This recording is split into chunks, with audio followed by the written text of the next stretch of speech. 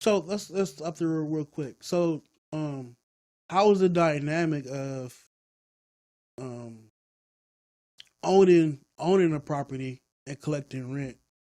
Like how did you I see knew you were that gonna ask from the that. beginning? From like what you were used to. You used to seeing like people in your family pay rent, and now people are paying you rent. Was that like a you have like a bingo moment or? A aha moment, Mm-hmm. like it was weird. It was different. Because I've never been on that side of the spectrum before, So um now I'm a landlord. I'm a homeowner and I'm a landlord.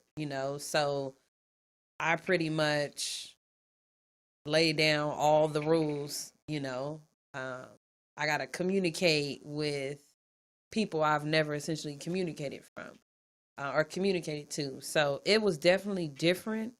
Um I loved it though. I love the idea of collecting rent, you know, of having some extra income, knowing that I didn't have to foot, you know, a certain dollar amount because I'm collecting rent.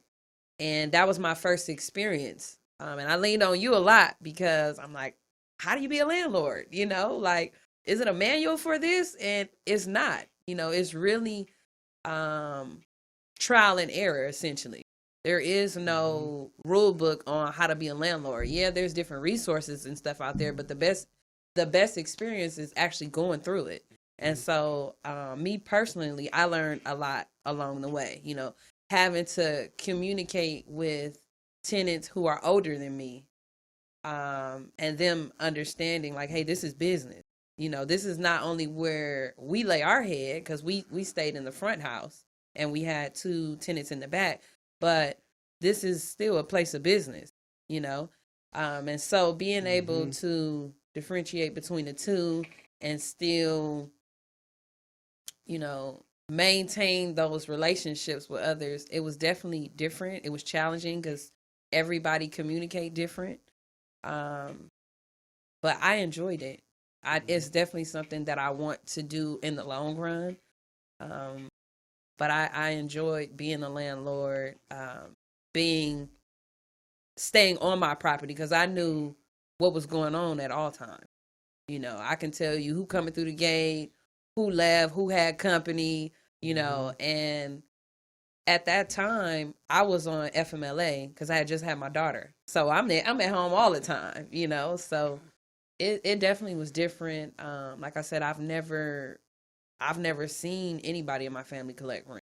So it was different than having to see my mom or my grandmother write out a check to the landlord and like, hey, make sure you go drop that in the box. It was none of that. I was getting money in my mailbox. And the first of the month came so quick. I'm like, wow, it's rent time again.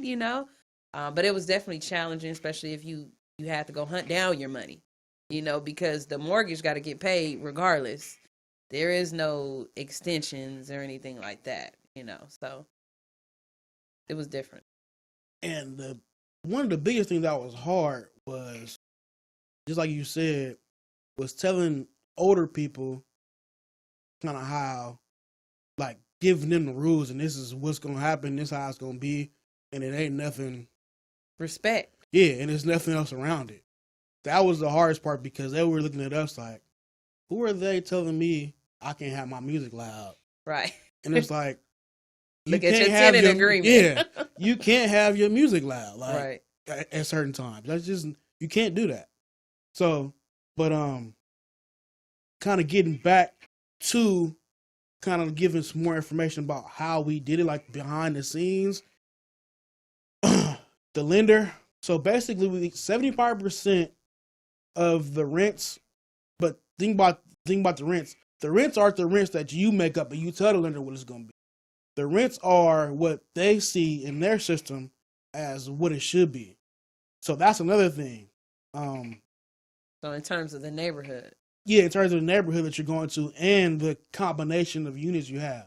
So we had a 3-bedroom, 2-bath house. We had 2 1-bedroom, 1-bath units. So in order for us to get in and qualify, the best way it was for us to tell, or pretty much for the lender to draw it up as we were going to live in the 1-bedroom unit. So by us living in a 1-bedroom unit, we can collect the most of the rent from that 3-bedroom, 2-bath unit, which is pretty much our bread and butter for qualifying. So we had that. They had that at 20. I believe they had that at 2,100. So 75% of that went towards our income. Then we had a 1-bedroom. I think we fought about that. I think they said it was gonna be $900 or something like that a month. I'm thinking, man, there's no way. But so that went to our income too as well. 75% of that called debt service. So that we ended up getting a gift of equity from my family to help with the down payment. And we used the FHA loan. The only thing about the FHA loan was the interest rate was low, but the PMI, the mortgage insurance was high. So the mortgage insurance is always, regardless of your credit, FICO score, anything, debt to income ratio is always going to be $366, $388 a month added to your loan, regardless with FHA loan. Because FHA allows you to have a higher debt to income ratio than the conventional loans. So you got to pay for that. Mm-hmm. It's kind of a give and take. But the thing, our plan was, we're gonna fully rehab the entire property, everything fixed, and then I believe we had a season. I think we had to wait 6 months, but it took us almost a year to even be able to move in to the property. We did a whole demo. Yeah, it was a full gut, especially the front house. So it took us a while, but we end up refinancing. But another thing too, this property, the parking was kind of strange because of how they added the 2 units to the back. So it wasn't originally an income property. So that kind of made it kind of hard with appraisers, because they were seeing that it was 3 units, and then we were living in a 3-bedroom, 2-bath unit. So that was kind of killing our killing the income-based approach to the appraisal. Because say for instance we weren't living there, that's $2,700 of income added. And when you appraise income property, you look at comps around the neighborhood, but you also look at the income that it's producing. Right. The more income it's producing, the more it's going to be worth.